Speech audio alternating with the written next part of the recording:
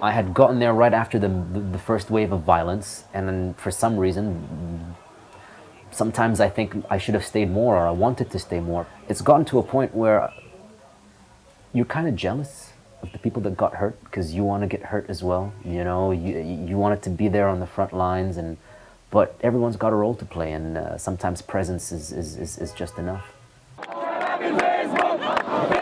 This is David Bhatti reporting for the New York Times in Cairo. 30-year-old Mohamed Safi played his part in Egypt's revolution in Tahrir Square. Most days, you'd find him here with his friends, calling for President Hosni Mubarak to step down. This was the Egypt of just a few days ago, before Mubarak's resignation came suddenly on the night of February 11th. Days later, Safi gets ready for his first day of work in a new Egypt. He's a disc jockey for Nile FM, an English-language top 40 radio station. After staying off-air during Egypt's period of unrest, his voice is returning to radios across Cairo. What I want to do on the show, what I want to do on the air in general is not look back. You know, the past is the past. We've all talked about it, we've all learned from it, but now it really is time to look forward. Born in Egypt, raised in Kuwait, Safi's lived here permanently for 12 years. Like many, the rise of Egypt's mass protest movement took him by surprise. Watching this revolution happen before my eyes is something I wouldn't have even imagined possible for my kids, which I don't even have yet, you know? And it took 25th of January to just streamline all these emotions into what is now nothing but sheer pride at the fact that, you know what, I'm Egyptian, I stood up, and I'm here.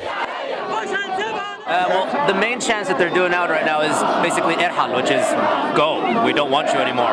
Now they're playing around with some variations about it. Irhal, ooh. It's an Egyptian sort of chant to add an ooh at the end of anything you say. So it gives it an extra sort of push to the chant, keeps people going. It's more of a football chant, more of a stadium kind of chant. There you go, they're going at it.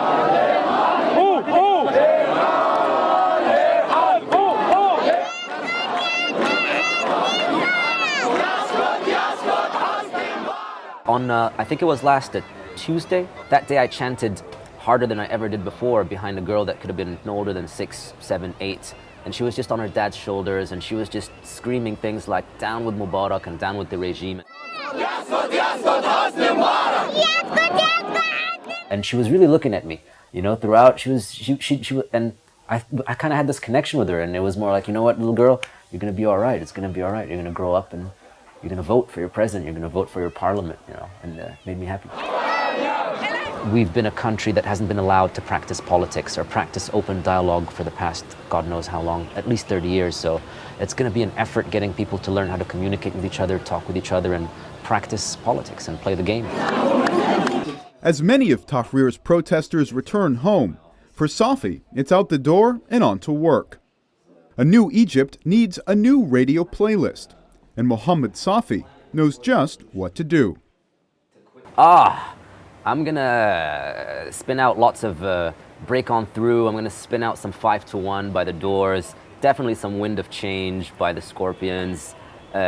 Respect by Aretha Franklin. That's one that I want to definitely spin out. But I can tell you right now that the first piece of audio that's gonna go out on my show today is gonna be the Egyptian national anthem. Playing out on Cairo's #1 Nile FM. You know what? This is actually my first time on the air since Tuesday, January 25th. Would you kindly please stand up for the national anthem of Egypt?